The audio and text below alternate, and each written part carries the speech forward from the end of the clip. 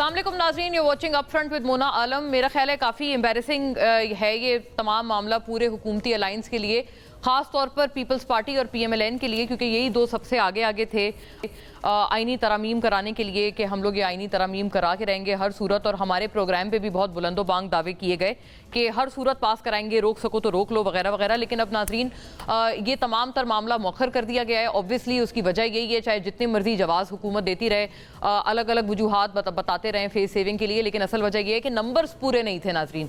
Numbers पूरे नहीं थे तो इजलास तलब क्यों किया गया? अगर इजलास तलब ना किया जाता, नंबर्स पहले पूरे किए जाते, फिर उसके बाद इजलास की तरफ जाया जाता, तो यकीनन एटलीस्ट ये एम्बैरेसमेंट ना होती। पहली तो एक बिल्कुल कॉमन सेंस की बात यह है, इस कॉमन सेंस की बात को डिफाई क्यों किया गया, ये बहुत ज़रूरी सवाल है। इत्तलात ये हैं कि नवाज शरीफ साहब भी अपने तौर पर कई जगह ये बात की भी गई है और हुई भी है कि नवाज शरीफ साहब अपने तौर पर बहुत ज़्यादा ख्वाहा नहीं थे कि इस तरह की कोई अमेंडमेंट्स आएँ। और बहरहाल नवाज शरीफ साहब वैसे फिजिकली कल मौजूद थे और पूरी चीज़ एक हुकूमत ने अपने तौर पर ये एक पैगाम देने के लिए की थी, according to very reliable and credible sources, कि जी हमारे पास नंबर्स हैं ही नहीं। हुकूमत ने दरअसल ये दिखाने के लिए एक पूरी एक्सरसाइज की कि हमारे पास नंबर्स नहीं है। देख लें, हमने तो इजलास भी बुला लिया, नवाज शरीफ साहब अस खुद आ भी गए इस्लामाबाद, उन्होंने अस खुद मनाने की भी कोशिश की फजलुर रहमान साहब को, मौलाना साहब को, लेकिन फिर भी बात नहीं बनी। तो इसीलिए हमारे पास नंबर्स तो पूरे ही नहीं थे। तो क्या फेस सेविंग मिल गई है गवर्नमेंट को या नहीं मिली है? और जो आईनी पूरे एक उसका कॉन्सेप्ट है, आईनी अदालत का कॉन्सेप्ट है, PTI उसकी बार बार मुखालफत क्यों करती हुई नजर आ रही है? क्योंकि हुकूमत की तरफ से ये कहा जा रहा है कि ये जो प्रैक्टिस है ये तो बेस्ट प्रैक्टिसेस में से एक है। बहुत सारे मगरबी ममालिक में इस तरह की आईनी अदालतें मौजूद हैं। तो खान साहब, जो कि मगरबी ममालिक का खुद हवाला दे नहीं थकते थे, वो इस बात को, उनकी पूरी की पूरी पार्टी इस बात को क्यों डिफाई कर रहे हैं? वोट डाल देते इसके हक में, आईनी अदालत बना दी जाती। क्या प्रॉब्लम सिर्फ आईनी अदालत बनाने के ऊपर थी या फिर दूसरे मामलात पर प्रॉब्लम थी, जो कि हम लोग अपोजिशन क्या हुकूमती अपने इत्तेहादियों से भी सुन रहे हैं कि जो मुसव्विदा था उसको क्यों इतना बड़ा राज और जो है वो कौमी राज बनाकर उसको सीने से लगाकर रखा गया?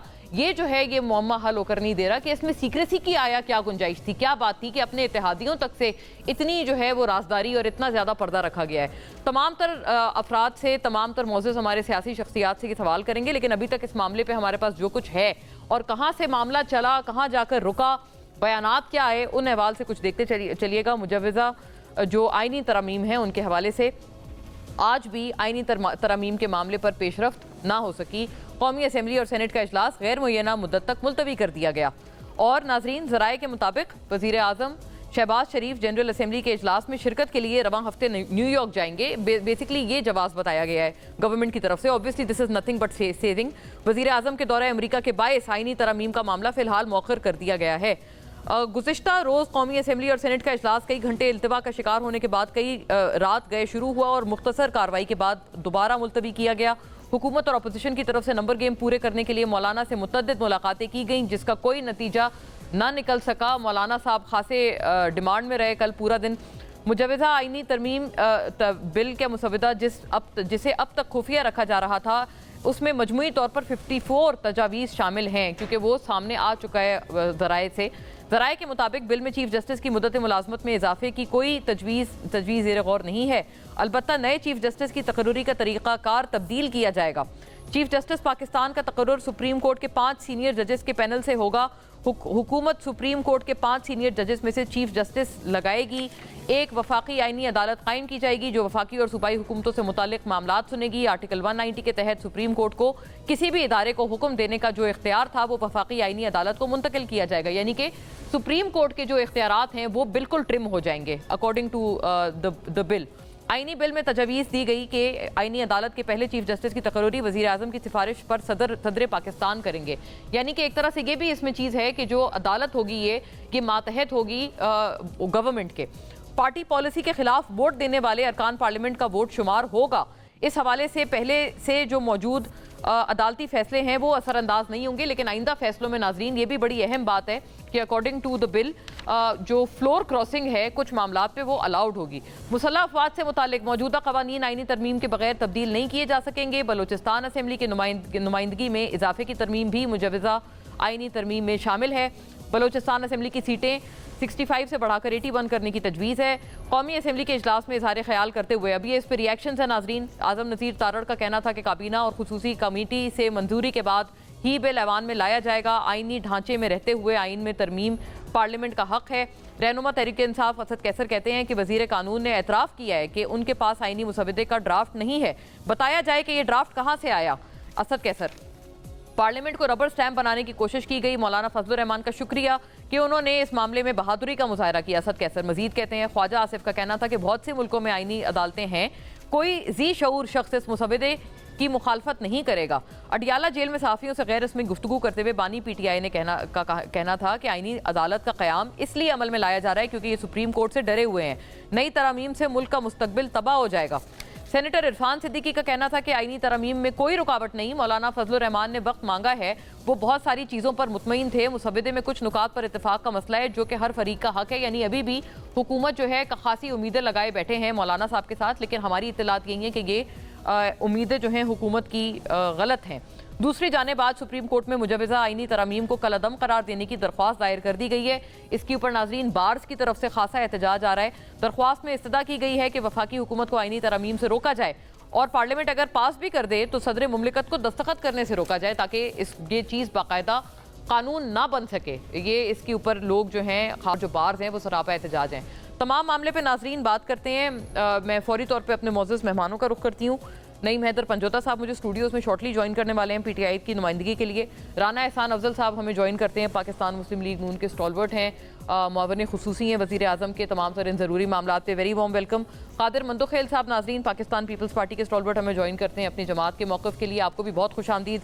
राशिद महमूद सुमरो साहब नाजरीन JUI से हमें ज्वाइन करते हैं तमाम तर मामले पर अपने बड़े बुलंदोबांग व्यूज़ के लिए, आपको भी बहुत खुश आमदीद सुमरो साहब। बात का आगाज़ मैं आपसे ही करना चाहती हूँ सुमरो साहब।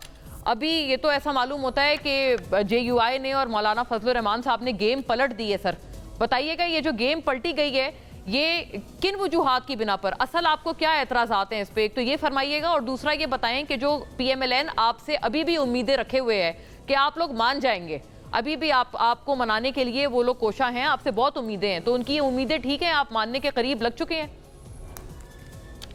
सबसे पहले तो आपका शुक्रिया। दूसरी बात यह है कि आपने खुद आईनी तरामीम का जिक्र किया, बहुत सारी बातें दुरुस्त है जो आपने जिक्र की कि ये भी होने जा रहा है, ये भी होने जा रहा है, ये भी होने जा रहा है। जब इतनी बड़ी तरामीम आ रही है तो जाहिर है इसके लिए वक्त चाहिए। वक्त नहीं दिया गया न हुकूमती अराकीन को न अपोजिशन के अराकीन को बिल पेश करने के लिए, तो तगोदो हो रही थी।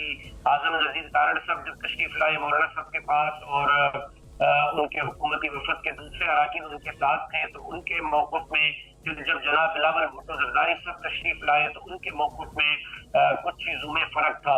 कुछ चीज़ें से बिलावल साहब खुद लाइल्म थे, कुछ चीज़ों से आजम नजीर तारड़ साहब खुद लाइल्म थे, और इस उजलत में फिर असेंबली में जाना और आइन में तरमीम लाना और फिर आइन के पूरे मुसवदे को जैसे आप तब्दील कर रहे हो और वो चंद मिनटों में और चंद घंटों में करें, ये तो मेरा ख्याल ये है कि आइन के साथ, पार्लियामान के साथ, जमहूरियत के साथ, मुल्क के साथ मजाक होता। मौलाना फजलुर रहमान साहब ने एक वाज़ेह मौक़िफ़ अपनाया था कि भाई एक्सटेंशन नहीं होनी चाहिए। ये भी असेंबली की तकरीर ऑन द रिकॉर्ड मौलाना साहब की मौजूद है कि उम्र में इजाफा नहीं होना चाहिए। उसके अलावा मौलाना साहब ने फरमाया था कि अगर हाँ आईनी इस्लाहात की कोई बात होती है तो हम तैयार हैं, क्योंकि हम खुद समझते हैं, मैं खुद समझता हूँ, मेरे वालिद आपको पता है वो मेंबर सेनेट रहे। 2011 में दुनिया के 562 मुस्लिम लीडर्स में मेरे वालिद शामिल रहे। 11 साल पहले उनको बेदर्दी के साथ मस्जिद में फजर की नमाज पढ़ते हुए शहीद किया गया। 11 साल से हर जुमेरात को मैं अदालत जाता हूँ और केस की हाजिरी लेके तारीख लेके वापस आ जाता हूँ। लोअर कोर्ट में मुझे 11 साल हो गए। अब यहाँ से डिसीजन आएगा, हाई कोर्ट कितना टाइम लेगी, सुप्रीम कोर्ट कितना टाइम लेगी, मुझे बताएं कि क्या मेरी और मेरे बच्चों की भी उम्र गुजर जाएगी, उसके बाद मेरे वालिद के केस में मुझे इंसाफ मिलेगा? अब एक पार्लियामान के मेंबर के खून के साथ, हाई प्रोफाइल केस के साथ ये हाल है, आम लोगों के साथ क्या हाशर होगा? तो हमने कहा कि आईनी इस्लाहात के लिए हम तैयार हैं, आईनी इस्लाहात के लिए हम आपके साथ बैठने के लिए, बातचीत करने के लिए तैयार हैं, लेकिन इस तरह आईनी इस्लाहात उजलत में लाएंगे तो फिर हम आपके साथ नहीं है। मौलाना साहब एक बात फरमाइएगा, एक बात फरमाइएगा जरूर कि आप जो उजलत का तस्करा बार बार कर रहे हैं कि ये उजलत की क्या जरूरत थी, कौन सी ऐसी मुसीबत आन पड़ी थी गवर्नमेंट पे, ये बताइएगा आपको क्यों लग रहा है कि उजलत थी? क्योंकि खान साहब, इमरान खान साहब ने तो कहा है आज के उजलत की वजह ही यही है कि ये लोग सुप्रीम कोर्ट से डर गए हैं और इमरान खान साहब का कला कमा करने के लिए इनको कोई रास्ता ही नहीं मिल रहा सिवाय इसके। आप उनकी बात से इत्तेफाक करते हैं कि उनकी उजलत की यही वजह है गवर्नमेंट की? बड़ी माजरत के साथ मेरे साथी, मेरे जो यहाँ कुलीग्स बैठे वो नाराज न हो। पीटीआई के भी अपने मफादात हैं, हुकूमत के भी अपने मफादात हैं, कोई आवाम के लिए नहीं सोच रहा। पीटीआई भी ये चाहती है कि फायदेसा से जान छूटे, अगला चीफ जस्टिस आए तो खान साहब को रिलीफ मिले और कोर्ट से बाहर आए। हुकूमत ये चाहती है कि नहीं, इसी को एक्सटेंशन मिले ताकि हमारे सर का दर्द जो है वो अंदर जेल में ही रहे। इस वक्त दोनों जो है वो अपने मफादात का सोच रहे हैं। जेयूआई ने जो एंट्री दी है, दबंग एंट्री दी है, मौलाना साहब ने जो लड़ाई लड़ी है वो न हुकूमत के मफादात के लिए लड़ी है, न अपोजिशन के मफादात के लिए लड़ी है, आवाम के लिए लड़ी है। क्योंकि आपको पता है कि इसी आइन की बात करने के पादाश में 3 मरतबा मौलाना साहब ने खुद कुछ धमाके बर्दाश्त किए हैं। नहीं मौलाना साहब, एक बात अर्ज में कर रही हूँ कि अभी तक तो आपका असद कैसर साहब शुक्रिया अदा कर रहे हैं। आपको नहीं लगता आप अभी भी आपने जो अपना वोट है उसको आपने अपना पलड़ा खान साहब के हक में डाला है ना, वोट ना करके या अपने वोट्स ना देके, तो वो तो आपका शुक्रिया अदा कर रहे हैं आप, लेकिन दूसरी बात कर रहे हैं कि हम ना उनके साथ हैं ना इनके साथ हैं। हमने 22 करोड़ अवाम के पलड़े में वोट डाला है। अगर उससे खान साहब को कोई रिलीफ मिलता है तो बहुत शुक्रिया। कल तक हमें गालियां दे रहे थे, आज शुक्रिया अदा कर रहे हैं, तो हम भी उनका शुक्रिया अदा कर रहे हैं। पीटीआई के साथ अच्छे माहौल में हम आगे बढ़ना चाहते हैं, वो भी अपोजिशन में है, हम भी अपोजिशन में बैठे हैं। लेकिन बात यहाँ पीटीआई और हुकूमत की नहीं है, उसूली मौके सही हो गया। मौलाना साहब ने उसूली मौके पर स्टैंड लिया है। अगर आईनी इस्लाहात ऐसी आती हैं जिससे आवाम को रिलीफ मिले, 24,000 केस अदालत में पड़े हुए हैं, लोगों को वहां से इंसाफ मिले, मुझ समेत जो लाखों लोग लोअर कोर्टों में धक्के खा रहे हैं उनको इंसाफ मिले। अगर इस तरह की कोई आईनी इस्लाही तरामीम आती है जिसमें एक्सटेंशन नहीं होगी, जिसमें उम्र की बढ़ने की बात नहीं होगी, जमीयत उलमा इस्लाम उसकी हिमायत करेगी। और आप ये जो शरीयत कोर्ट है इसकी आप हक में हैं, ये बन जानी चाहिए? जरूर, हम तो चाहते हैं कि शरीयत कोर्ट होनी चाहिए। ठीक है, यानी कि ये जो सॉरी शरीयत कोर्ट में कह रही हूँ, कॉन्स्टिट्यूशनल कोर्ट, यानी ये जो कॉन्स्टिट्यूशनल कोर्ट बना रहे हैं। हाँ, कॉन्स्टिट्यूशनल कोर्ट पे अभी मुसवदा आया है, उस पर हमारे लायंस के मुज़ाकरात चल रहे हैं। अगर हम हक में होते तो रात भर वोटिंग न होती, अगर हम अच्छा तो वक्त न मांगते। तो इसका मतलब ये है कि आप इस चीज को सही हो गया। यानी असल तो आपको पता है जो मुसवदा है उसमें मेन बात यही है कि एक पूरी कोर्ट अलग से कायम की जाए जो कि पॉलिटिकल केसेस देखे। राना एहसान अफजल साहब, ये बड़ी एम्बैरेसिंग सिचुएशन नहीं है सर आपके लिए? आप कह रहे हैं कि आपने प्राइम मिनिस्टर की अदम मौजूदगी और वो जा रहे हैं जनरल असेंबली में, इसलिए आप लोगों ने मौखर किया है इजलास, लेकिन असल बात तो कुछ और है, आपके नंबर ही पूरे नहीं थे। और नवाज शरीफ साहब की जो ताकत थी कन्विंस करने की, या उनकी जो एक समझे आप बुर्दबारी जिसकी आप तमाम लोग, आपकी पार्टी के लोग बार बार मिसाल देते हैं, वो क्यों कम पड़ गई? वो भी नहीं मना पाए मौलाना साहब को, उनका आना भी बिल्कुल जाया गया इस्लामाबाद। बिस्मिल्लाह रहमान रहीम। देखिए, मियां नवाज शरीफ की तो मुलाकात खैर मौलाना साहब से नहीं हुई। बात यह है कि मुख्तलिफ औकात पे जो हमारे कोalition पार्टनर्स हैं उनसे बातचीत होती रही इस आईनी कॉन्स्टिट्यूशन के ऊपर, और उनसे राय भी इकट्ठी करते रहे कि क्या ये होना चाहिए, कैसे होना चाहिए। बहरहाल वो बिल्कुल मौलाना साहब ने जो बात की कि हमें और अभी कंसेंसस जो है वो जनरेट करने की ज़रूरत है, और जब तक वो जनरेट नहीं होता तो बात आगे नहीं बढ़ सकती। और डेफिनेटली देखें, बात ये है कि गवर्नमेंट के पास तो 2/3 अक्सरियत नहीं है, तो ये मौलाना साहब अगर मिलते हैं, कुछ और लोग मिलते हैं, तो तभी मुमकिन है कि आईनी तरामीम हो, तो उसके लिए गवर्नमेंट भी समझती है। अच्छा, वैसे राना एहसान अफजल साहब, आपने बहुत दिलचस्प बात एक फरमा दी बात करते करते कि मौलाना फजलुर रहमान साहब से मुलाकात भी नहीं हुई मियाँ साहब की, तो क्या मौलाना साहब ने कोई इनकार कर दिया? क्या वजह थी? क्योंकि हमें तो यही इतला थी कि वो आ ही इसी गर्ज से रहे हैं कि फजलुर रहमान साहब से मिल पाए। देखिए, मेरी नॉलेज में तो यही है कि मुलाकात नहीं हुई, but I could be wrong, क्योंकि ये कोई इसके ऊपर कोई प्रेस रिलीज नहीं आई, लेकिन मेरी नॉलेज में तो यही है। कोई इनकार, लेकिन इसका ये मतलब नहीं कि मौलाना साहब ने इनकार किया है। नवाज शरीफ साहब के लिए बहुत बड़ी इज्जत है, लेकिन मौलाना साहब मीटिंग से देर से फारिग हुए और फौरन चले गए पार्लियामेंट, क्योंकि वहाँ की कमेटी, हुकूमत और अपोजिशन मेंबरान सारे इंतजार कर रहे थे मौलाना साहब का, और वहाँ से वापस आते रात। तुमरो साहब वैसे इत्तेफाक कर रहे हैं आपकी बात से राना एहसान साहब, वो भी वो मान रहे हैं कि वाकई आपकी खबर दुरुस्त है, मुलाकात नहीं हुई। नवाज शरीफ साहब के लिए ऑलवेज मैं आपके लिए वेलकम है। हाँ जी जी जी, अभी पूछते हैं पीटीआई वाले आपके वेलकम को देख सुन के और देख के उनके कहीं नर्वस तो नहीं हो गए पीटीआई वाले? जी राणा साहब।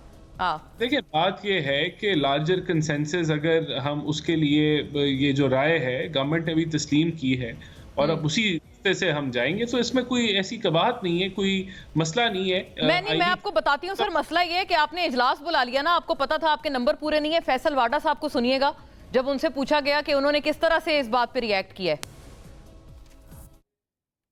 हुकूमत की आप क्या समझते हैं, तरमीम जो हो नहीं सकी, इतना 2 दिन हलचल रही और फिर क्या हुआ?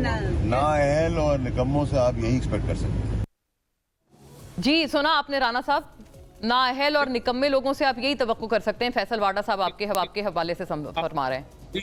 बड़ी सिंपल सी बात है, क्योंकि मैंने आपको कहा कि गवर्नमेंट के पास तो 2/3 नहीं है, तो उसके अंदर जब जमातें मिलेंगी तो तभी ये मुमकिन होगा कि हम उस नंबर को अचीव करें। और उसमें मौलाना साहब का जो पॉइंट ऑफ व्यू आया है उसको गवर्नमेंट ने तस्लीम किया है और उसके मुताबिक हम आगे बढ़ रहे हैं। बिल्कुल, अगर मौलाना साहब पहले एग्री कर जाते तो ये कल हो जाती, लेकिन उनका जो पॉइंट ऑफ व्यू है, क्योंकि उनके पास वो स्विंग वोट है, जो मेंबर्स हैं कि उनकी ज़रूरत है 2/3 के लिए, तो वो जब तक उनकी राय जो है वो गवर्नमेंट ने एक्सेप्ट कर ली है कि आप जो है वो लार्जर कंसेंसस की तरफ बढ़े। नहीं तो आपने सर इजलास क्यों बुला लिया? ये असल बात तो इस पे किया जा रहा है ना कि आपके पास नंबर्स पूरे नहीं थे, आपने वोटिंग के लिए इजलास बुला लिया।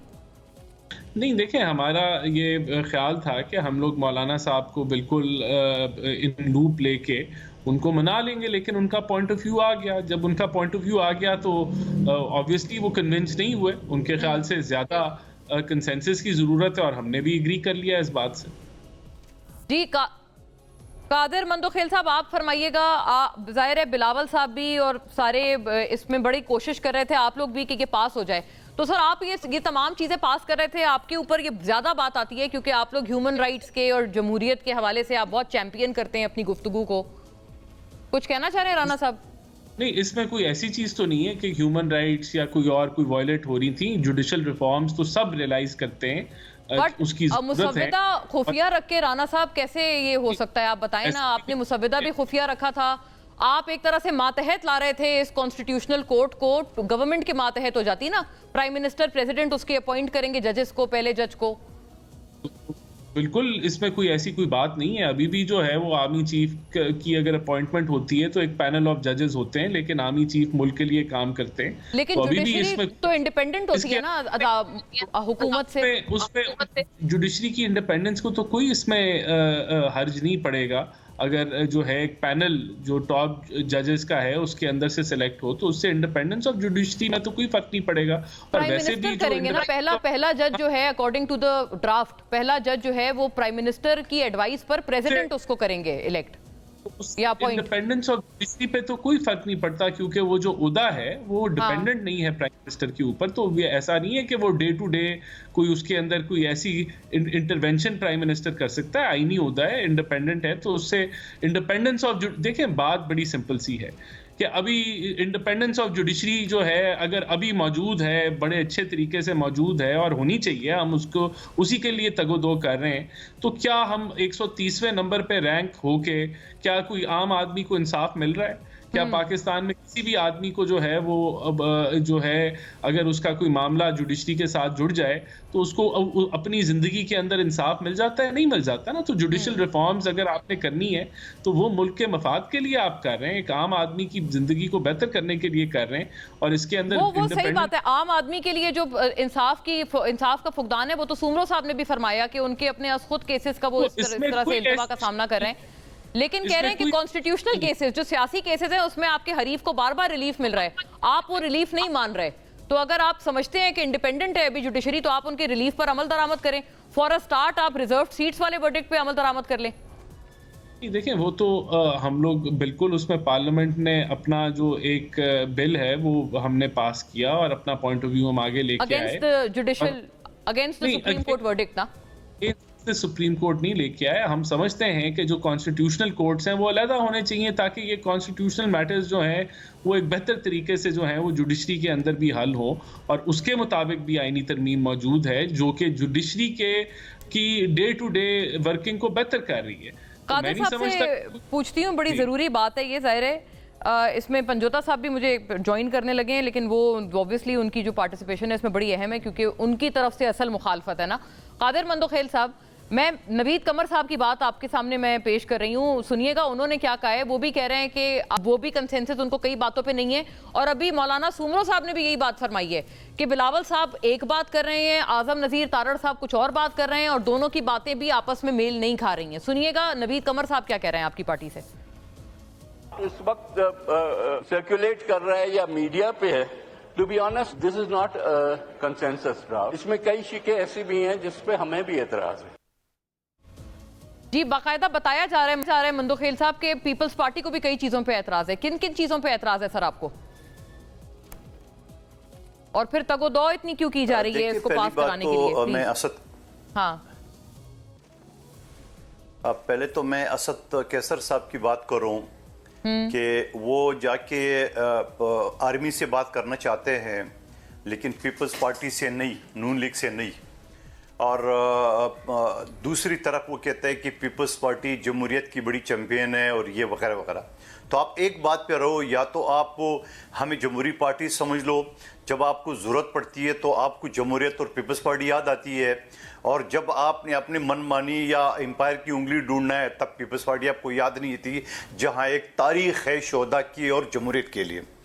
दूसरी बात ये कि मैं उसकी बात सुन रहा था, राशिद महमूद साहब सोमरो साहब की बात बिल्कुल दुरुस्त फरमाया उन्होंने। 11 साल अपनी वालिद मोहतरम के केस का हवाला देते हुए, यहाँ पे तो हवाई की हवा ख़राब है। मुझे 30 साल हो गए सुप्रीम कोर्ट तक प्रैक्टिस करते हुए, और सुप्रीम कोर्ट में मेरे एक बिल था, सोमरो साहब राना साहब तो गवाह होंगे उस चीज़ की, पिछले असम्बली में मैंने एक बिल पेश किया था पीटीआई के दौर में कि आप एक चपरासी की नौकरी के लिए, एक चौकीदार की नौकरी के लिए आप 3-3 मरतबा इंटरव्यू लेते हो, जात नस्ल जबान पूछते हो। एक हाई कोर्ट का जज आप चाचे मामे बांजे भतीजे और अपने जूनियर लोगों को लगा रहे हो, फिर आप कहते हैं बड़ा इंसाफ मिलेगा। सिंध हाई कोर्ट में एक वक्त सकता 7 जज अपने आपस में कजन थे, 7 जज, ठीक है ना। और एक और जज का हवाले दे दूं जो रिटायर हो गया, सुप्रीम सिंध हाई कोर्ट का चीफ जस्टिस था, उसने अपने दामाद को लाहौर से इसके एनरोलमेंट शिफ्ट कराया, यहां सिंध हाई कोर्ट बार खड़ी हो गई तो छोड़ना पड़ा। यानी इतना उनकी अपने चाचे मामे बांजे भतीजे, फिर कहता है इंडिपेंडेंट जुडिशरी, फिर कहता है इंसाफ का खाक इंसाफ अगर दुनिया में 147 नंबर पर है। यानी आप कह रहे हैं दूसरी बात नेपोटिज्म ये कि मैं आपको एक दो हवाले और दे दूं, अदालतों में 100% मैं साबित कर सकता हूं। ये आपस में सारे चैम्बर के एक दूसरे की जूनियर है, चाचे मामे भतीजे हैं सारे, ठीक है। मैंने बिल पेश किया था असेंबली में पीटीआई के दौर में, पीटीआई के सब मेंबरान ने बड़ा अप्रिशिएट किया, बड़ा बेहतरीन बिल है, मगर पीटीआई के दौर के जो वजीर कानून था वो टालता रहा। फिर पीडीएम की हुकूमत आई, बड़ा अप्रिशिएट किया पूरा का पूरा कमेटी ने, मगर आखिर तक यही आजम तारड़ थे जो टालते रहे। हाँ। मैंने उस वक्त कहा कि आप मेरिट पे अगर जज आएगा तो इंसाफ करेगा, आप सिफारिश पे लेंगे, चाचे मामे बांजे भतीजे लेंगे, तो फिर यही हाल होगा जो आपको नजर आ रहा है। एक केस मेरे पास आया था, मैं ले जाऊंगी कि अगर ये इतना जरूरी था तो इनका बिल उस वक्त मान लेते मंदोखेल साहब का। अभी तो वो कह रहे हैं आपको मेरे जुमला मैं सोमरो साहब की बात को आगे बढ़ाते हुए बात कर रहा हूं। एक मेरे पास केस आया था, एक शख्स 28 साल से जेल में बंद तक कभी जिंदगी में कोर्ट में पेश नहीं हुआ, और मैंने पहली मर्तबा उसको 28 साल बाद पहली मर्तबा पेश की, जिसका मुझे पाकिस्तान का पहला इंसानी हुकूक अवार्ड मिला था।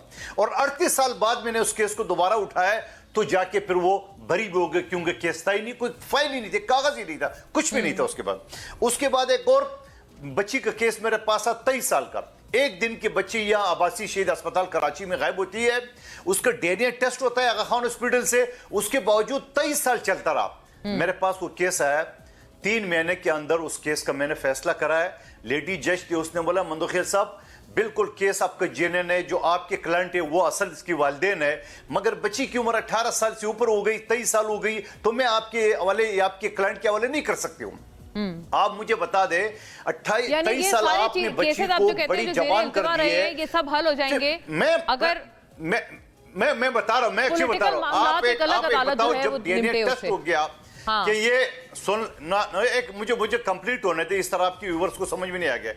जब एक केस, एक डीएनए टेस्ट हो जाता है पाकिस्तान की टॉप के हॉस्पिटल से और उसके बावजूद वो 23 साल चलता रहा, तो ये क्या मैं कहूंगा जुडिशरी को, एक शख्स जो कभी जिंदगी में 28 साल बाद पहली मरतबा अदालत में पेश हो रहा है, तो मैं क्या दाद दूंगा जुडिशरी को।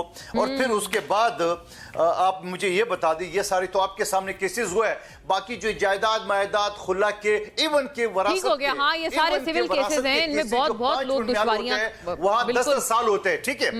देख अब मुझे आगे बताएं, अब आगे बताएं मुझे, आप मुझे बताएं कि अगर इन केसेस में, अब अगला बात सुनो, अब इस केसेस में अगर स्पीडी ट्रायल ना हो तो क्यों ना हो? अगर जजेस जो 17 जजेस है उनको सियासी केसों से फुर्सत नहीं है, सारा पहले एक बेंच होता था 2 जज का, फिर होता था 3 का, फिर होता था 5 का, 7 का, 9 का, 11। अब कहता नहीं, लाडला कहता है मेरे को पूरा का पूरा सुप्रीम कोर्ट मेरे केस में बिठाया जाए। अच्छा। पाकिस्तान के 77 साल तारीख में पहला मुजरिम इमरान खान जो वीडियो लिंक के जरिए सुप्रीम कोर्ट से खिताब कर रहा है, जबकि उसकी जरूरत नहीं थी ये नेप ऑर्डिनेंस में, नेप अमेंडमेंट में। वो कहते हैं पेटिशनर है ना कादिर साहब, वो कहते हैं पेटिशनर है जब खान साहब, तो फिर पेटिशनर ही ना हो तो फिर क्या, किस बात का? और पेटिशनर किस?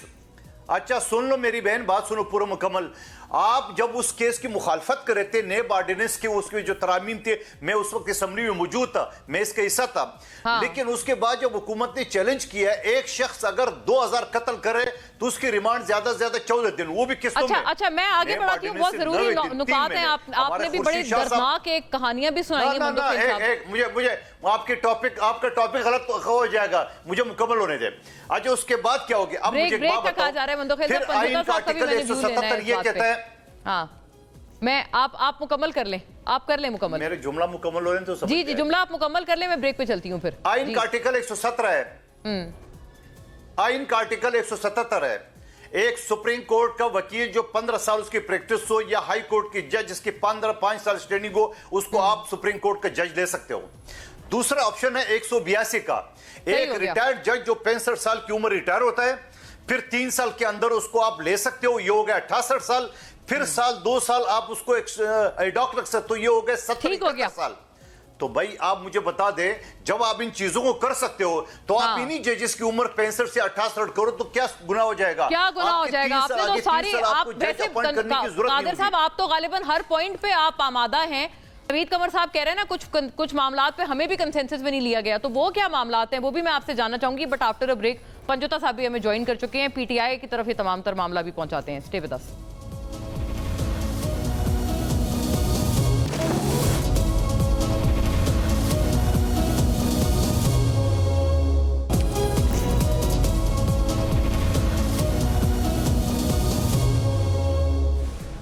वेलकम बैक नाजरीन। ब्रेक से पहले तो तमाम ही तकरीबन जो हमारे पार्टिसिपेंट्स हैं मोज़ेज़, उन्होंने हिमायत की है कि होनी चाहिए कॉन्स्टिट्यूशनल अदालत। इसमें क्या कबात है आप बताइएगा पंजोता साहब, आपको इसमें क्या कीड़े नजर आ रहे हैं?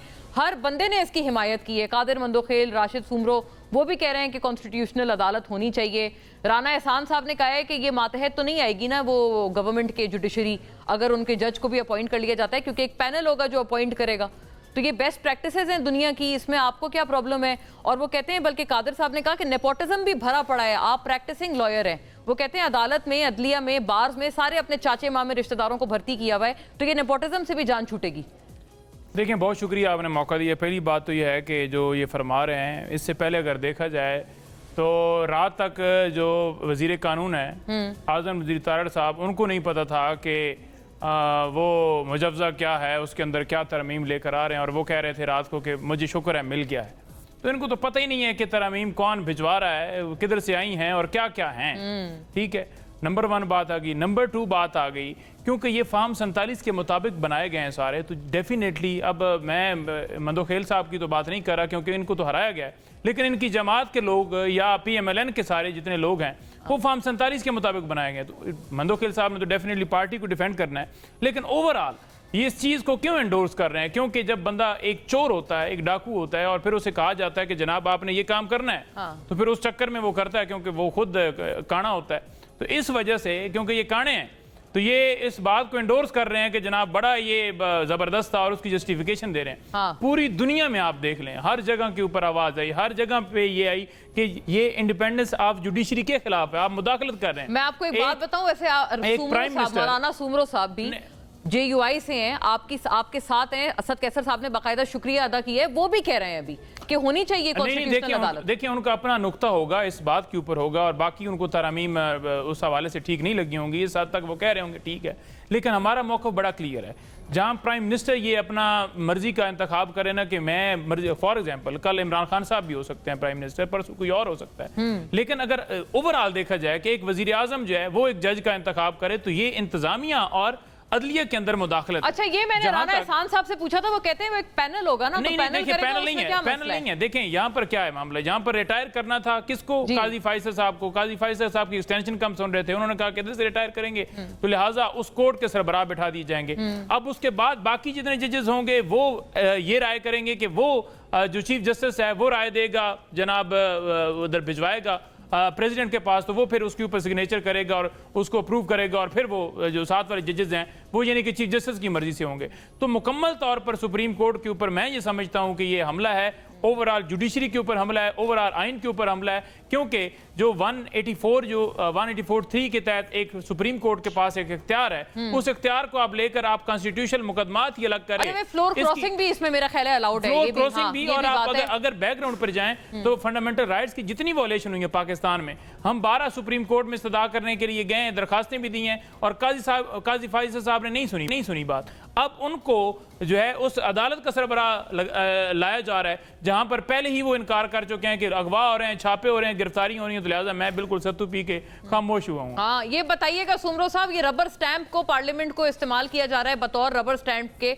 आप भी मुस्कुरा रहे थे पंजोता साहब की गुफ्तगू पे, तो आप फरमाइएगा कि ये रबर स्टैंप को अगर इस्तेमाल किया जा रहा है बतौर और ऐसा मुसविदा है जो कि लॉ मिनिस्टर को ये खैर से नहीं पता था, तो आप लोग उसकी कैसे हिमायत कर सकते हैं? JUI या ऐसी सोच क्यों मौजूद है गवर्नमेंट सर्कल्स में कि आप अभी मानने को आप भी राजी हैं, आप मान सकते हैं? देखिए, सियासत में सियासत नाम ही इसी चीज का है, डायलॉग का। सियासत नाम ही गुफ्तगू का है, एक दूसरे को अपने मौक़िफ़ को सुनाना और अपने मौक़िफ़ को मनाना। जाहिर है कि JUI पार्लियामेंट के अंदर कोई नई नहीं है। मौलाना फजलुर रहमान साहब को इसी पार्लियामेंट में 50 साल गुजर गए हैं, तो मौलाना फजलुर रहमान साहब की सियासत से PTI के बनिस्बत मुस्लिम लीग और पीपल्स पार्टी वाले ज्यादा वाकिफ हैं। तो वो ये चीज शायद समझ रहे हैं कि मौलाना फजलुर रहमान साहब जब लीगल चीजें सामने देखेंगे तो उस पर मौलाना फजलुर रहमान साहब की एक अपनी राय होगी। लेकिन कल आपने देख लिया ना, अगर JUI हिमायत कर लेती तो बिल पास हो जाता। कल जो बिल पास नहीं हुआ है उसकी वजह PTI नहीं है, उसकी वजह JUI है। कल जो पेश नहीं हुआ असेंबली में बिल, वोटिंग नहीं हुई, सुबह 11 से रात 12 तक सब कैफेटेरिया में मौलाना और मौलाना और मौलाना कर रहे थे, तो उसके सबब मौलाना फजलुर रहमान साहब का उसूली मौक़िफ़ है। ये बात बिल्कुल गलत है कि आप क्रेडिट ना लें, वैसे PTI को वो कह रहे हैं क्रेडिट आप ना लें, ये मौलाना साहब की वजह से बिल पास नहीं हो पाया। बिल्कुल बिल्कुल, वो एतराफ कर रहे हैं, क्रेडिट आपको ही देते हैं जी, बिल्कुल आपका क्रेडिट है जी, माशाल्लाह जिस तरह आप खड़े हुए हैं, हम आपको सलाम पेश करते हैं। क्रेडिट आप दे रहे हैं, मैं आपका शुक्रिया अदा करता हूँ। ये उसूली मौक़िफ़ को क्रेडिट जाता है, जिस मौक़िफ़ पर मौलाना फजलुर रहमान साहब रोज़े अव्वल से खड़े हैं और जिसके लिए लड़ रहे हैं। शायद पाकिस्तान का ये वाहिद मौलवी है दाढ़ी और पगड़ी वाला जिसने अपने कारकुन के हाथ से बंदूक लेकर वोट की पर्ची दी है, अपने कारकुन को पहाड़ों के बजाय पार्लियामेंट का रास्ता दिखाया है। उसका बहुत बड़ा खमियाजा भी हमने भुगता है, लेकिन पहले दिन से हम आइन के साथ कमिटेड हैं, पाकिस्तान के साथ कमिटेड हैं, पार्लियामान के साथ कमिटेड हैं। आज भी हम उन इस्लाहात का जायजा ले रहे हैं, इजलास जारी है, मुशावरत जारी है। अगर कोई चीज आवाम के लिए, पाकिस्तान के लिए बेहतरी में होगी, JUI जरूर। तो कॉन्स्टिट्यूशनल कोर्ट्स की तो नफी कर रहे हैं वो पार्लियामान के, और आइन से मुतसादिम होगी। सुन लें, आइन से मुतसादिम होगी। लाख मरतबा हुकूमत आए और जाए, कोई उनके आने जाने से फर्क नहीं होगा। अगर आइन से और पाकिस्तानी आवाम से मुतसादिम कोई चीज होगी, JUI किसी से एक जुमला और फरमा दीजिएगा सुमरो साहब, मैं फिर आपसे मैं इजाजत भी लेती हूँ इस बात की कि सुमरो साहब ने की जाना भी है। सुमरो साहब एक बात और फरमा दें, फ्लोर क्रॉसिंग भी मुसविदे के हिसाब से, ड्राफ्ट के हिसाब से अलाउड है, आप इसको ठीक देखते हैं कि कुछ मामलात पे फ्लोर क्रॉसिंग होनी चाहिए अलाउड? देखिए, अगर पार्लियामेंट में बहस नहीं होगा तो फिर कहाँ होगा? पार्लियामेंट में डिबेट नहीं होगी तो फिर कहाँ होगी? पार्लियामेंट के अंदर, पार्लियामेंट जब सबसे सुप्रीम इदारा है तो फिर पार्लियामेंट को इस चीज की तो इजाजत होनी चाहिए कि वो किसी के इस्लाह के लिए, किसी के अंदर कोई बुराई देखता है, कोई गलत चीज देखता है, तो उसमें कम से कम वो इस्लाह के हवाले से कोई गुफ्तगू तो कर सके। ठीक है, बहुत शुक्रिया आपका सुमरो साहब। बहरहाल उन्होंने इस बात की हानि कराई है मौलाना साहब ने कि कोई भी चीज़ आइन के मुतसादिम तो हम लोग कभी कबूल नहीं करेंगे। जी राना एहसान साहब, आपको बहुत सारी बातों का जवाब मिला और पंजोता साहब ने कहा है कि वो दरअसल काणे लोग हैं और जो अपने अंदर, जिनके अंदर कमियां हैं, खामियां हैं, वो लोग इस आइन की जो है वो हिमायत कर रहे हैं। और आजम नज़ीर तारड़ को लास्ट मोमेंट तक नहीं पता था, आपको कहीं और से आई हैं, कहाँ से आई हैं ये जो तरामीम है? ये असद कैसर साहब ने भी सवाल पूछा है आपसे। नहीं, देखें, सबसे पहली बात तो ये है कि इसका एक पूरा प्रोसीजर है। ये कैबिनेट के अंदर इसका ड्राफ्ट प्रेजेंट होना था, कैबिनेट ने एक एक ड्राफ्ट को स्टडी करके उस पर अपना अप्रूवल देना था, फिर वो cabinet committee for legislative cases की तरफ वो जाना था, फिर वहाँ से इनपुट आनी थी, उसके बाद ये जाके असेंबली में टेबल होना था। और फिर जब अगर असेंबली में टेबल होता तो हर अमेंडमेंट के ऊपर सब लोग खड़े होके वोट डालते या डिबेट करते, तो तभी उसने पास होना था ना। तो ऐसे तो नहीं है कि ये कोई अगर जो मौलाना साहब है या पीपल्स पार्टी है या कोई और भी जो हमारे कोलिशन पार्टनर्स हैं, वो उससे एग्री किए बगैर उसको पास कर देते, वो खड़े होते, वोट डालते, उसको सुनते, उनके पास राइट। आपको लगता है कि ये पॉइंट अभी आया ही नहीं है, ये सब आपने करना है, लेकिन वो कह रहे हैं आया कहाँ से है? नहीं, देखें, ऑब्वियसली जो लीगल टीम है उसने इसको ड्राफ्ट किया है और उन्होंने इसको बनाया है। अब देखें, बात ये है कि उसमें क्या थी, एक प्रपोजल ये था कि 8 मेंबर नेशनल असेंबली की कमेटी जो है वो जो है चीफ जस्टिस की अपॉइंटमेंट करेगी और उसमें शॉर्ट लिस्ट करेगी। तो अगर आप पार्लियामेंट को एम्पावर कर रहे हैं, और दुनिया भर में इस तरह की रवायत है कि पार्लियामेंट जो है वो डिसाइड करती है, वो नामों का पैनल सिलेक्ट करती है और उसके अंदर फिर, तो ये अगर आप पार्लियामेंट को एम्पावर कर रहे हैं तो इनको ये चीज़ काबिल कबूल नहीं है। तो कोई भी ऐसा जो ड्राफ्ट, अब तो देखें इसमें राना साहब, बल्कि हमने सुना है आप लोगों ने बहुत तोड़ने की भी कोशिश की है पीटीआई के अरकान को कि वो मौलाना नहीं मान रहे तो चलें पीटीआई वाले कोई टूट के हमारी तरफ आ जाएं, जिन्होंने एफिडेविट जमा नहीं कराया हुआ, और वो कह रहे थे उनके लोगों को भी अगवा किया जा रहा है ताकि उनको प्रेशराइज किया जाए। इस इल्जाम को आप कैसे इसकी तरदीद करेंगे? लेकिन बात ये है कि अगर किसी के साथ जो ये क्लेम कर रहे हैं ऐसा किया गया है तो वो खुद आके बता सकता है, अगर उसके साथ किया गया, आज नहीं तो कल बता देगा। तो ऐसी तो कोई बात नहीं, अगर कोई वोट करेगा तो अपने नंबर बिल से नहीं, तो नंबर कितने से पूरे थे फिर? नहीं, देखें, बात ये है, नहीं नंबर तो नहीं है ना, वो तो यही कह रहे हैं नंबर नहीं है। मौलाना साहब को कह रहे हैं मना लेंगे कि नंबर पूरे हैं। मौलाना साहब के बाद वो कह रहे हैं, आप कह रहे हैं कि फ्लोर क्रॉसिंग की इजाजत दी गई है, ऐसा भी कतन तौर पे नहीं है। आर्टिकल 63A के अंदर जो तशरीह जिस तरह की सुप्रीम कोर्ट ने की थी, उसमें यह कहा गया था कि अगर वो वोट डालता है तो उसका वोट काउंट भी नहीं होगा और उसको जो है वो रिमूव भी कर दिया जाएगा। हाँ। तो ये वो आर्टिकल 63A का हिस्सा नहीं है। आर्टिकल 63A दोबारा इसको अगर आप पढ़ेंगे तो इस चीज की इजाजत दी जा रही है कि वोट काउंट होना चाहिए, और अगर वो कॉन्ट्रडिक्ट करता है अपनी पार्टी, पार्लियामेंट्री पार्टी से, तो उसको सजा मिलनी चाहिए उसके मुताबिक। लेकिन वोट काउंट होना यानी पहले वोट काउंट हो जाए, फिर उसके बाद बंदा अगर डिस्क्वालीफाई होता है तो हो जाए। जी, यही आर्टिकल 63A है और इसकी तशरीह गलत की गई थी, रीराइट की गई थी, तो उधर भी करेक्शन की जा रही है। तो पिछले आप कहते हैं पिछले सुप्रीम कोर्ट ने उमर अता बंदयाल साहब साबिक चीफ जस्टिस, उनके टाइम पे रीराइट हुई थी, तो इसमें कोई यानी कि ये कोई ऐसी बात नहीं है जो ढकी छुपी है या कोई ऐसी खतरनाक बात है। जो आइन में लिखा है उसकी स्पिरिट को बहाल किया जा रहा है, वो भी उसमें कोई भी ऐसी उस ड्राफ्ट में ऐसी कोई अमेंडमेंट प्रपोज नहीं की जा रही जो डेमोक्रेसी को कॉन्ट्रडिक्ट करती हो, जो जुडिशियल इंडिपेंडेंस को कॉन्ट्रडिक्ट करती हो। लेकिन वो इनकारी हैं पंजोता साहब, मैं उनके इनकार की अब तो anyways it is going to go for a larger consensus, जो कि ठीक है। इसमें पीटीआई भी शामिल होगी, आप इनको करेंगे कंसेंसस में शामिल? देखें, लार्जर कंसेंसस में तो सारे शामिल होते हैं ना, पार्लियामेंट के हिस्सा सारे शामिल होते हैं।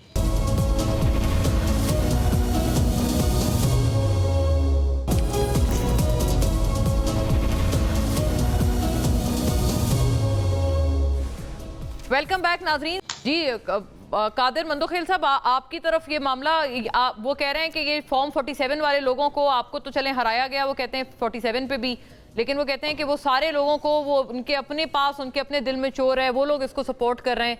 ये भी पंजोता साहब की आपने बात सुनी है। पंजोता साहब से ये पूछे कि जब जनरल फैज गैंग पकड़ा गया तो इन्होंने इस्लामाबाद हाई कोर्ट में पिटीशन क्यों दाखिल की है? जब जनरल फैज पकड़ा गया तो पहले दिन उन्होंने कहा कि आर्मी का अंदरूनी मामला है, दूसरे दिन कहा कि वो कौम का असासा है, तीसरे दिन कहा कि उनके केस जो है ना ओपन ट्रायल होना चाहिए, और चौथा उसने प्रैक्टिकली इस्लामाबाद हाई कोर्ट में जो आज भी लगा हुआ था उन्होंने पिटीशन फाइल की है कि भाई मुझे आर्मी कोर्ट में ना करे, यानी आर्मी से बात करने को तो तरजीह देता है सिविलियन से नहीं, मगर सिविलियन कोर्ट में जाना तरजीह है, आर्मी कोर्ट में नहीं है। तो ये थोड़ा सा एक पॉलिसी बना ले खान साहब। अच्छा, दूसरी बात ये कि ये जो फोरम है असेंबली का, ये फोरम होता ही इसी वजह से गवर्नमेंट कोई भी बिल ला दे। पीटीआई के दौर में जब हम जाते थे असेंबली में तो अचानक उसी वक्त 2 मिनट पहले हमें बिल देते थे, और मैं बल्कि सवाल करता था लोगों से कि यार ये क्या मजाक है, हम पढ़ेंगे कब? अच्छा। एक दिन पहले क्यों नहीं होना चाहिए? बोले नहीं, ये तो रूल यही है। अब ये है कि अगर कोई बिल और आधे घंटे के अंदर आपको याद है 34 बिल पास हुए आधे घंटे के अंदर, वो एक तारीख 34 या 52 बिल्कुल एक ऐसा दिन भी था वैसे अब पीटीआई मुझे के दौरान बता दे, ठीक, अच्छा अच्छा, अब एक बात बताएं, ये असेंबली का फ्लोर तो है, ये सोमरो साहब ने बड़ी खूबसूरत बात की, ये असेंबली का फ्लोर तो है इसी वजह से कि आप डिबेट कर रहे हैं। हुकूमत कहते हैं कि यार कोई अदालत ही नहीं होनी चाहिए फॉर एग्जांपल, तो आप तजवीज दे क्यों नहीं होना चाहिए, पर केसेस कौन लड़ेंगे? और फिर जब ये आपको हवाला मैंने आर्टिकल 182 और 177 का दिया है, और फिर सोमरो साहब ने अपने वालिद मोहतरम के केस का हवाला दिए, मैंने भी आपका हवाले दिए है। आप मुझे बता दो कि ये सारे केसेस सुप्रीम कोर्ट पूरे का पूरे बेंच बैठा रहता है और कई हफ्ते तक चलाता है, तो ये जो आम 60,000 केसेस है उनको कौन चलाएंगे? और ये जो 20 लाख के लगभग जो ना बाकी जो केसेस पे वो कौन चलाएंगे? तो मैं ये समझ रहा। अच्छा, दूसरी बात ये कि आप थोड़ा सा गौर चीजें पंजोता साहब एग्री करेंगे, अभी हुकूमत ने ये कहा कि जो 5 सीनियर जज है वो जजेस रिकमेंड करेंगे, जो मैंने आपको नेपोटिज्म वाली बात बताई है ना चाचे मामे की, इससे पहले ये तरीका है, बल्कि अभी भी है, अभी तक तो चेंज नहीं हुआ है। सुबह का चीफ जस्टिस जिसका चाहे, जिसको मर्जी है, 4.5 लाख वकीलों में से जो उसका दिल चाहे वो 2-4 नाम रिकमेंड करते हैं, वो जाके जुडिशल जो कमीशन है उसमें जाते हैं, वो उनको अप्रूव करता है। मैं उसकी लंबी बहस नहीं, तो ये तो मैंने पंजोता साहब से पूछा ना, वो कह रहे हैं कि ये तो जुडिशरी में इंटरवेंशन हो गई ना, कि अगर सदर की एडवाइस पर प्रेसिडेंट अपॉइंट कर रहा है तो एक ना कोई नहीं है। अच्छा, अब अगले देखिए, उसके बाद असेंबली की जो कमेटी है, वज़ीर आज़म की एडवाइस पर सदर अपॉइंट कर रहा है, तो वो तो कह रहे हैं इंटरवेंशन है ना जुडिशरी में। आप मुझे बता दे अभी जो अगर प्रपोज्ड अमेंडमेंट जो कि नहीं मंजरियाम पे आया, अगर इस तरह आ जाता है कि कोई भी हाई कोर्ट एक चीफ जस्टिस सूबे का फर्द वाहिद केस अपना नाम न भेजे बल्कि 5 सीनियर जज भेजे, तो कौन सा बेहतर है? इसमें किसको इख्तिलाफ हो सकता है? तो ये सारी चीजें मैं ये करूं कि जब ये टेबल हो जाए तो फिर डिबेट के लिए पीटीआई के पास टाइम है, हम भी देखेंगे जो अच्छी चीज हो उसको सपोर्ट करेंगे, जो नहीं लेकिन मुसव्विदा अभी आप कह रहे हैं कि अभी सामने नहीं आया, तो सामने क्यों नहीं आया? ये भी तो बहुत बड़ी एक पहेली है। नहीं है एक जी नहीं ठीक है, वो इस वजह से जहां तक मेरा जाती ख्याल है, यकीनन हुकूमत जारी बातें अपने नंबर के। अच्छा, फिर नंबर की बात आ रही है, 41 लोग पीटीआई के अभी तक आजाद है जी, 8 लोग उसके अपने और आजाद है, ये हो गए कम 50 लोग अभी जो उनकी इतला आ रही कि वो फलाम राब्ते में नहीं है, फलाम राब्ते में नहीं है, फलां की बेटी को उठा लिए, माँ को उठा लिए, यही बात कर रहे हैं, दावा तो यही है पीटीआई का। जिसके उठाए वो क्यों नहीं बता रहे? आप खामखा प्रोपेगेंडा कर रहे हो कि यार फलां को उठा लिए, फलां को उठा लिए, जिस आदमी की माँ बहन को उठाया जो इंतजाम। अच्छा, ये आप कह रहे हैं कि इस कदर झूठा प्रोपेगेंडा किया जा रहा है कि अल्लाह माफ करे कि खवातीन के उठाए जाने पे भी झूठ जो है वो बनाया जा रहा है, तो बड़ा सीरियस एलिगेशन है आप पे पंजोता साहब। देखिए, बड़ी अफसोस की बात है कि कादर मंदोखेर साहब सीनियर वकील हैं, और जहां तक वो कह रहे हैं कि वो खुद क्यों नहीं बात करे, तो वो पिटीशन दायर कर चुके हैं, वो मुख्तलिफ हाई कोर्ट्स में रिज्यू कर चुके हैं। लाहौर भी वहां पर CCPO फैसलाबाद को तलब किया गया, उसे कहा गया कि 18 तारीख को बंदे को पेश किया जाए। इसी तरह से इस्लामाबाद में भी रिज्यू किया जा चुका है, इससे पहले भी। क्या अरकान के नाम आप बताएंगे कि कौन कौन अरकान? जी, मैं आपको बता देता हूँ, जब आपका वक्फा आता है तो मैं आपको बताऊंगा कि किस की तरफ से पिटीशन दायर की है। मेरे पास सारा रिकॉर्ड है, ठीक है? बताएं, नहीं बताएं जरूर बता दें। हाँ, ओके। खवातीन का आप कह रहे हैं कि खवातीन किसी अरकान असेंबली की खवातीन घर की जो है वो उनको लापता किया गया है। मैं आपसे गुजारिश ये कर रहा हूँ कि जो एमएनएज हमारे उठाए गए, अगवा किए गए हैं, उनकी तरफ से बाकायदा पिटीशन दायर की गई है, पिटीशन दायर कर दी है, और मैं आपको सामने नाम भी रख देता हूँ, ठीक है? तो पिटीशन दायर होने के बाद अगर फिर भी ये MNA का कि नहीं, इनको हमने उसकी जस्टिफिकेशन क्या देना है? क्या कह रहे हैं? एमएनए का नहीं कहते, फैमिली का उसकी। देखें, फैमिली की तरफ से भी फैमिली ने दायर करनी है और फैमिली की तरफ से हजारों पिटीशन दायर हुई हैं। क्या वो पिटीशन सारी गलत हुई हैं? अगर ये कहे कि ये पुलिस घर दाखिल हो सकता है, ये कहें कि पीटीआई वाली वर्दियां पहन के पहुंच गए, तो जिसने मानना नहीं, कॉन्फिडेंस के साथ उन्होंने क्या करना है? क्या उनकी कोई बेटी उठाई गई है? जिनकी उठाई गई है उनसे पूछे ना। और ये इस चीज की जस्टिफिकेशन देते हैं 2018 के अंदर आपके साथ, हमारे साथ ये हुआ, तो लिहाजा आपके साथ भी है। और सेकंड बात ये, जहां तक ये बात मुझे बात करने देना, आपको मंदोखेल साहब आपको तो पता ही नहीं है, आपको तो पता ही नहीं है ना, नून लीग को पता है, कहते हैं जी हुकूमत को पता होगा। कौन सी हुकूमत है? आप खुद हुकूमत के अंदर शामिल है, आप कह रहे हैं हुकूमत को पता होगा। हुकूमत कौन है फिर? हम तो अपोजिशन में, आप तो हुकूमत का हिस्सा है। और पीएमएलएन के रहनुमा भी यहाँ पर बैठे हुए हैं, उनको भी नहीं पता कि किसने मुसवदा जो है वो भेजा है, क्योंकि ऊपर से आया जैसे व्हाट्सएप ऑर्डर आते हैं जजेस को, और वो इस सिलसिला बंद करने के लिए हम आवाज उठा रहे हैं। और जहां तक बात नहीं, दौर की मिसाल के ऊपर हम बात करेंगे। देखें, ये अब क्या चाहते हैं? ये चाहते हैं कि 6 जजेस इस्लामाबाद हाई कोर्ट के हैं, उन्होंने लेटर लेकर सुप्रीम कोर्ट को मुदाखलत के हवाले से, ये अब चाहते हैं कि थानेदार की तरह उसको उठाकर बलूचिस्तान फेंक दी जाए। जो जज बोलेगा, जो जज ये कहेगा कि इस बंदे को क्यों अगवा किया, उसे उठाया जाएगा और उठा के लाहौर भिजवा दिया जाएगा या बलूचिस्तान या सिंध भिजवा दिया जाएगा। फिर ये चाह रहे हैं कि 5 जजेस जो सीनियर हैं सुप्रीम कोर्ट के, उनमें से कोई एक, यानी कि आखिरी नंबर पर जो इनकी मर्जी का जज होगा, उसको उठाया जाए। आप जस्टिस मंसूर का नाम आया, आप क्यों उस चीज से पीछे भाग रहे हैं? कि आप पीटीआई का लगाया हुआ है, आप इसलिए कर रहे हैं क्योंकि वो आपके सामने झुक नहीं रहा, वो सर झुका नहीं रहा। जो जजेस आपके काबू नहीं आ रहे, आप उनको ये पकड़ थकड़ का और कह रहे फाशिज्म की क्यों नहीं मिसालें आप लोग कायम कर रहे हैं कि जजेस को भी अब उठाने का मंसूबा? सीरियस एलिगेशन फ्रॉम पंजोता साहब ऑन यू। नहीं, देखिए, सबसे पहले तो ये गलत बयानी कर रहे हैं, ऐसा कोई नहीं है। हाई कोर्ट के जो जजेस हैं और जो शरीयत कोर्ट के जजेस हैं, वो भी एक कमीशन जो है वो उनका डिसाइड करेगा, जिसमें chief justice of the federal constitution court होगा और 2 सीनियर जजेस उसी कोर्ट से, और नहीं, रिटायर्ड नहीं होगा, हाजिर जज होगा, और फिर chief justice of Pakistan, 2 senior जजेस और एक पैनल होगा जो डिसाइड करेगा उनकी अपॉइंटमेंट्स। तो ये देखें कि हर चीज को एक अगर गलत एंगल देना चाहें तो खान साहब जैसे कह रहे हैं कि आप दरअसल खौफजदा हैं, आज उन्होंने ये बात की है, इस एलिगेशन का भी कोई जवाब फरमा दें। आप असल में खौफजदा हैं सुप्रीम कोर्ट से कि उनके एक फेवर में स्वीपिंग वर्डिक्ट्स आ रहे हैं और मेरिट पे आ रहे हैं, तो आप अब कुछ कर नहीं सक रहे हैं इसके खिलाफ? नहीं, देखें, बात ये, हम तो पूरी कौम, हर बंदा जिसका कोर्ट से वास्ता पड़ता है वो खौफजदा है कोर्ट्स के परफॉर्मेंस पे। वो खौफजदा है क्योंकि उसकी ज़िंदगी जो है वो एक अदालत जो है वो फैसला ना सुना के उसको सारी ज़िंदगी मुतासिर वो रहता है उस कोर्ट का, और उसको जो है जस्टिस नहीं मिलती। खान साहब के हक वाले फैसलों से आप लोग यानी खौफजदा नहीं है? नहीं, देखिए, मैं तो आपको, हम तो खान साहब से स्पेसिफिक तो ये इस वजह से तो नहीं हो रही ना। और आज जब पार्लियामेंट में भी बहस हुई है, वो भी यही बहस हुई है कि देखें, हमने तो जब ये प्रैक्टिस एंड प्रोसीजर किया तो तब भी ये इसी तरह की बातें कर रहे थे, क्योंकि कुछ रिपोर्ट्स ये भी थी कि शायद मियां साहब खुद भी इतने ज्यादा फेवर में नहीं है इन अमेंडमेंट्स की।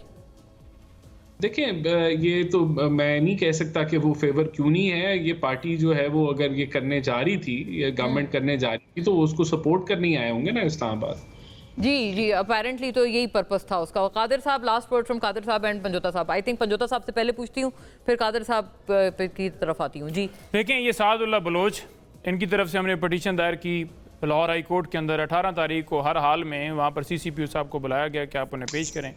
इसके अलावा साहिवाल से हमारे MNA उस्मान अली, उनकी तरफ से पटिशन दायर की और तमाम MNAs की तरफ से पटिशन दायर की। तो ये आप ये दायर कर रहे हैं कि हमारे फैमिली को, वो कह रहे हैं, देखिए, उनकी फैमिलीज जो हैं वो दायर कर रही हैं, और जहाँ पर किसी की फैमिली है वो कोई उठाया गया तो डेफिनेटली वहाँ पर वो यही डिफाई कर रहे हैं कि MNAs वो, और तीसरी बात, फिर तो उनकी बात सही साबित हो गई पंजोता साहब। क्या जी? कि फैमिलीज की तरफ से तो नहीं है ना पिटीशन, फैमिलीज की दायर की है। नहीं, देखें, ये 2 MNAs हैं कि MNAs गायब हैं। नहीं, तो MNAs तो अपनी मर्जी से वो कहते हैं गायब है। 2 MNAs जो हैं, मर्जी से कौन गायब होता है? यानी शायद आपको मंदोखेल साहब को मैं उठा लूं और इनकी पार्टी के मर्जी से गायब हो गए हैं। नहीं, आपको अवॉइड भी तो कर सकते हैं। नहीं, देखें, अवॉइड जैसे वो मुबारक ज़ेब साहब आए थे ना रिकॉर्ड पे कि मुझे पैसे दें। नहीं, मुबारक ज़ेब साहब आए थे तो मुबारक ज़ेब साहब तो नहीं गायब हुए, मुबारक ज़ेब साहब तो खुलेआम आए। मुबारक ज़ेब साहब ने तो खुद, अब कोई ऐसा बंदा हो सकता है खुद को कहे कि मैं अगवा करवाता हूं और फिर कहूं कि मैं जनाब उधर जाना चाहता हूं? एक बंदा एक पार्टी से इलेक्शन लड़ा है। वैसे नहीं, जो आप फैमिली वाली बात कर रहे थे, पार्टी कैसे नहीं, किसी की फैमिली को नहीं उठाया गया। आपकी तरफ से आ रहा था ना ये क्लेम कि लोगों की फैमिलीज को उठाया जा रहा है, ये गलत हो गया। देखिए, क्यों गलत हो गया? गुजरात से उठाया गया ना, गुजरात से उठाया गया। गुजरात से जो हमारे MNA हैं, उनकी फैमिली को उठाया गया। और देखें बात यह है कि जहां तक ये बात कर रहे हैं ना कि देखें जी फैमिलीज को नहीं उठाया गया, और देखें जी ये झूठी पटिशन, सारी झूठी होंगी पटिशन, हम खुद कह रहे होंगे, हम छापे भी खुद मरवा रहे होंगे, वीडियोस भी खुद बने, सारा कुछ कर रहे होंगे। हाँ। भाई आप किस कानून के तहत कह रहे हैं कि आप हमें वोट दें और हमारे नंबर पूरे हो गए? आप किस चीज को जवाब बनाकर कह रहे हैं कि आपकी तादाद पूरी है? क्या वो जबर के ऊपर या पैसे देकर, या इसके अलावा कोई रास्ता है जी, कि खुद से कादर आएगा? साहब, वो- बताएं, हम पैसे दिए हैं, जबर किया है, किस वजह से वो आपको वोट राणा साहब दे क्या रहे कह रहे हैं? इसका जवाब दें आप। हम लेके जा रहे हैं तो लार्जर कंसेंसस में तो हम आपको भी कह रहे हैं कि आईनी तरमीम को सपोर्ट करें। कौन कह रहा है जी? हम तो नहीं कह रहे। आप मुझे दोनों भाई इस चीज का जवाब दे दें कि जो MNAs उठाए जा रहे हैं, ठीक है चलो ठीक है, नहीं भी उठाए जा रहे तो वो आपको क्यों दे रहे हैं वोट? वो हैं हमारे MNA, आपको क्यों दे रहे हैं? वो कह रहे हैं ना 63 ये वैसे बात की थी राणा साहब ने, नहीं इनको क्यों दे रहे हैं? वो शायद उनको अच्छी लग रही है अमेंडमेंट। पार्टी की पॉलिसी है कि आपने कहीं वोट नहीं देना, जबरन पैसे दे के मंडियां लगा के, वो ही तरीका बताएं कौन सा तरीका इस्तेमाल किया। सिंध हाउस वाली बात पे ना वो अक्सर हवाला देते हैं कि आप लोगों के टाइम पे आप लोगों ने बड़ा हार्ड वर्क वही किया ना, था। हमारा बंदा दूसरी तरफ कैसे जा सकता है? पहले तो पंजोता साहब की इस बात को तो आपने भी रद्द कर दी कि किसी खवातीन को नहीं उठाया गया, अगर उठाता तो कोई पिटीशन का हवाला देते नहीं दे सकते। सूबाई हुकूमत हमारी सिंध में और बलूचिस्तान में, मुझे एक केस बता दो, मैं पर्सनली आपसे वादा करता हूं कि मैं उसके साथ खड़ा हूंगा। बाकी अगर पंजाब में भी इस तरह हुआ है जो खवातीन को उठाया गया, क्योंकि बार बार ये कहते हैं फलां के खान हाँ, वो गुजरात के अपने MNA का उन्होंने कहा है तो मैं जवाब में। आपके अगले चैनल पे पुरजोर मुजम्मत करूंगा, मैं मुजम्मत करूंगा, लेकिन पंजोता साहब नहीं बता सकते। दूसरी बात, आप पैसों के ऑफर की, आप देखिए मुबारक ज़ेब का मेरे साथ कल एक शो में थे। अच्छा अब मुबारक ज़ेब साहब का जो हवाला दिया है, कल मेरे साथ एक चैनल पे थे, वो शख्स इमरान खान जो ये कहता था इमरान खान खंबा खड़े गिरे, उस खंबे को उसने हराया उस बंदे ने, और पीटीआई का कैंडिडेट चौथे नंबर पे आ गया, सूबाई सीट एनपी ले गया।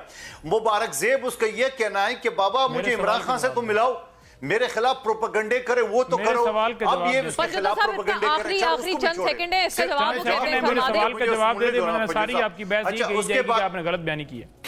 क्या सवाल का जवाब? सवाल क्या है आपका? ये मेरा सवाल ये है, MNA हमारा हो, बगैर मंडियों के, बगैर पैसों के, बगैर जबर के, आपको क्यों वोट देगा? जी कादर साहब जवाब जल्दी से आ जाए, फिर बस वाइंड अप। अच्छा इससे पहले मैं अवला दो, जो सिंध हाउस का आपने जिक्र किया है, सिंध हाउस में जहां आपके 22 MNA आए हुए थे, और फिर उसके बाद कुरान पे आत रख के यही नूर आलम खान दूसरे तीसरे उसने कहा कि हम अपनी मर्जी से आए, आपका दावा तो उस वक्त झूठा साबित हो गया। आज भी अब क्योंकि आपका जो अपना जो सोशल मीडिया है, आप इसी झूठ और फ्रॉड के ऊपर आप लोगों को खत्म हो गुमराह गया करते हो, बिल्कुल, पूरे वरना आगे इस पाकिस्तान पे को आप बात लोगों ने सर पे उठा करते। Thank you to all the gentleman. नाज़रीन इंशाल्लाह किसी और निशिस्त में आगे बढ़ाएंगे। Thank you for watching.